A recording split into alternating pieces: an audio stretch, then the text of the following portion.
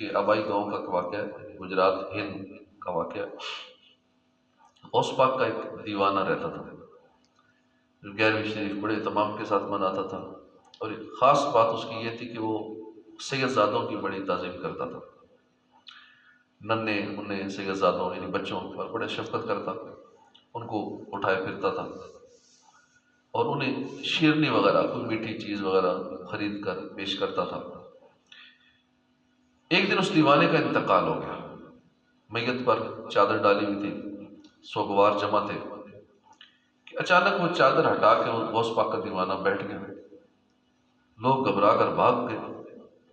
اس نے پکار کر کہا ڈرو مت، سنو تو صحیح۔ لوگ جب قریب آئے تو کہنے لگا کہ بات دراصل یہ ہے کہ ابھی میرے 11ویں والے پیر دستگیر روشن ضمیر غوث اعظم شیخ عبد القادر جیلانی رحمۃ اللہ علیہ تشریف لائے تھے۔ انہوں نے مجھے ٹھوکر لگائی اور فرمایا کہ ہمارا مرید ہو کر بغیر توبہ کیے مر گیا، اٹھ اور توبہ کر لے۔ الحمدللہ مجھ میں روح لوٹ آئی تاکہ میں توبہ کر لوں۔ اتنا کہنے کے بعد دیوانے نے اپنے تمام گناہوں سے توبہ کی، کلمے کا ورد کرنے لگا۔ اچانک اس کا سر ایک طرف ڈھلک گیا، اس کا انتقال ہو گیا۔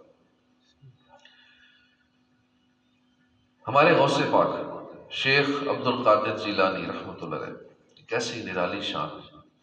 الحمدللہ جو غوث پاک کے دیوانے ہیں، آپ کے مرید ہیں، ان کے لیے خوشخبری ہے کہ غوث پاک نے فرمایا میرا مرید چاہے کتنا ہی گناہ گار کیوں نہ ہو، وہ اس وقت تک نہیں مرے گا جب تک توبہ نہ کرے، اور جو توبہ کر کے دنیا سے جائے انشاءاللہ دوزخ سے بچ کر جنت میں پہنچنے میں کامیاب ہو جائے گا۔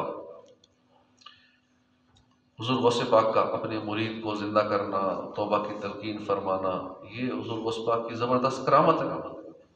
بعض لوگ اولیاء کرام کی اس طرح کی کرامات سن کر مذاق اڑاتے ہیں، سوشل میڈیا پہ بھی ویڈیوز چڑھائی ہوتی ہیں نا مذاق کے طور پہ، مختلف شیطانی وسوسوں کا شکار ہو جاتے ہیں، اوروں کو بھی ذہن خراب کرتے ہیں۔ مثلا یہ کیسے ہو سکتا ہے زندہ کرنا، موت دینا، یہ تو اللہ کے اختیار ہے۔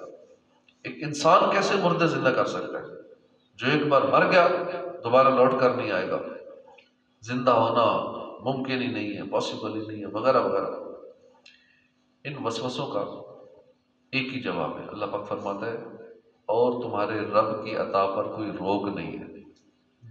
اللہ کی عطا میں کوئی روک نہیں، اللہ جسے چاہے جتنا چاہے عطا فرمائے، جو چاہے عطا فرمائے۔ اگر اللہ اپنے کسی بندے کو مردہ زندہ کرنے کی طاقت عطا فرماتا ہے تو کسی کی کیا مجال اللہ پہ اعتراض کرے کہ اللہ تو نے کیوں اس کو طاقت دی زندہ کرنے کی۔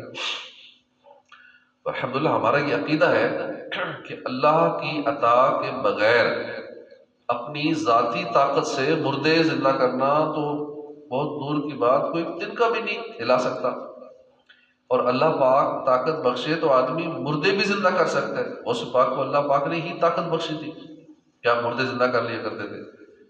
اب کوئی ہے جو اللہ کی عطا پر اعتراض کر سکے؟ اور جہاں تک بات ہے کہ مرنے کے بعد دوبارہ زندہ ہونے کی، تو یہ بالکل ممکن ہے۔ قرآن پاک میں کئی واقعات موجود ہیں جن میں مردوں کے زندہ ہونے کا ذکر موجود ہے۔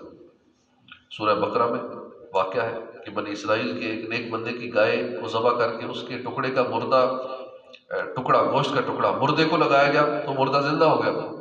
سورہ بقرہ میں بنی اسرائیل کے 70,000 مردوں کے زندہ ہونے کا واقعہ موجود ہے۔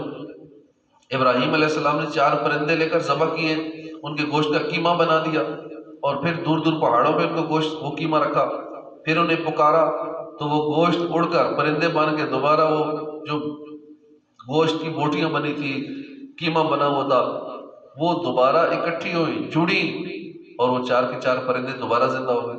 یہ واقعہ بھی سورہ بقرہ میں 3 پارے میں موجود ہے۔ اصحاب کہف کا واقعہ موجود ہے جو 100 سال سے زیادہ عرصہ مرنے کے بعد دوبارہ وہ زندہ ہو گئے۔ ایک ظالم بادشاہ کے شر سے بچنے کے لیے، اپنا ایمان بچانے کے لیے ایک غار میں چلے گئے، 300 سال تک وہاں سوتے رہے۔ 300 سال کے بعد اللہ نے دوبارہ زندہ کیا ان کو۔ یہ قرآن میں واقعات موجود ہیں کہ مرنے کے بعد بندہ سے دوبارہ زندہ ہو سکتا ہے، اور مردوں کا زندہ ہونا یہ کوئی خلاف حقیقت بات بھی نہیں، بلکہ ممکن ہے، اللہ پاک چاہے تو ایسا ہو سکتا ہے، بلکہ ہوتا بھی ہے۔ جو 70 افراد موسیٰ علیہ السلام کے ساتھ گئے تھے کوہ طور پار، اور پھر ہلاک ہو گئے، موسیٰ علیہ السلام نے دوبارہ ان کو زندہ کیا۔ قلب مردہ کو بھی ٹھوکر سے جلا دو مرشد، بال یقین تم نے مردوں کو جلایا یا غوث۔ آفتوں میں ہوں گرفتار مدد کو آؤ، آہ دنیا کے غموں نے ہے ستایا یا غوث، میں جہنم میں نہ اب جاؤں گا انشاءاللہ، رہنما تم کو جو بنایا، رہنما تم کو جو میں نے ہے بنایا یا غوث۔ اولیاء کرام کی بہت بلند مرتبہ، بلند رتبہ شانیں ہیں، بڑے بلند رتبہ لوگ ہوتے ہیں، اللہ نے ان کو بڑی بڑی شانیں عطا کی ہیں۔ قرآن پاک میں ہے کہ بے شک اللہ کے ولیوں پر نہ کچھ خوف ہوگا نہ وہ غمگین ہوں گے۔ وہ جو ایمان لائے اور ڈرتے ہیں ان کے لیے دنیا کی زندگی میں آخرت میں خوشخبری ہے، اور اللہ کی باتیں بدلتی نہیں، یہی بڑی کامیابی ہے۔ مفتی احمد یار خان نعیمی اس آیت کی تحت فرماتے ہیں کہ اے لوگوں کان کھول کر سن لو، اس میں کوئی شک نہیں کہ اللہ کے دوستوں، اس کے قرب کی سعادت پانے والوں کی شان یہ ہے کہ دنیا میں ان پر کسی مخلوق کا خوف، روب، ڈر نہیں چھاتا، کیونکہ ان کے دل میں اللہ کا خوف ہوتا ہے۔ جس کے دل میں اللہ کا خوف ہو پھر دنیا سے والوں سے نہیں ڈرتا، کسی اور چیز سے نہیں ڈرتا، انہیں دنیا اور آخرت میں کوئی رنج اور غم بھی نہیں ہے۔ اللہ پاک انہیں ان دونوں تکلیفوں سے محفوظ رکھتا ہے۔ یہ وہ لوگ ہیں جو سچے پکے مومن ہوتے ہیں، ہر وقت متقی پرہیزگار رہتے ہیں، نہ کوئی فرض واجب یا سنت چھوڑتے ہیں، نہ کوئی ناجائز کام کرتے ہیں۔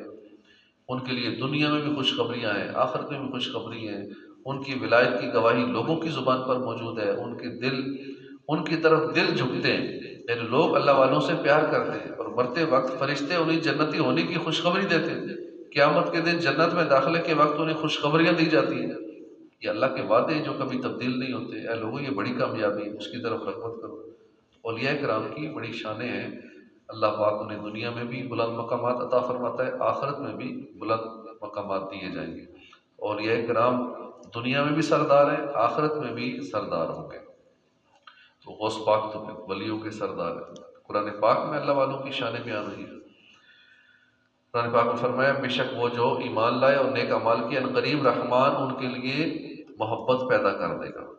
وہ لوگ جنہوں نے ایمان قبول کیا، ایمان کے بلند ترین مقام تک پہنچے، ساری زندگی ان کا ایمان، ان کا عقیدہ ہر عیب سے، ہر کمی سے پاک رہا، وہ ایمان کے لحاظ سے بھی کامل ہوئے، عقیدے کے لحاظ سے بھی کامل ہوئے، پھر نیک اعمال بھی خوب کیے، پوری زندگی اللہ کی کامل بندگی میں گزاری۔ ان کی شان یہ ہے کہ اللہ پاک خود ان سے محبت فرماتا ہے، اور لوگوں کے دلوں میں بھی ان کی محبت رکھ دی جاتی ہے۔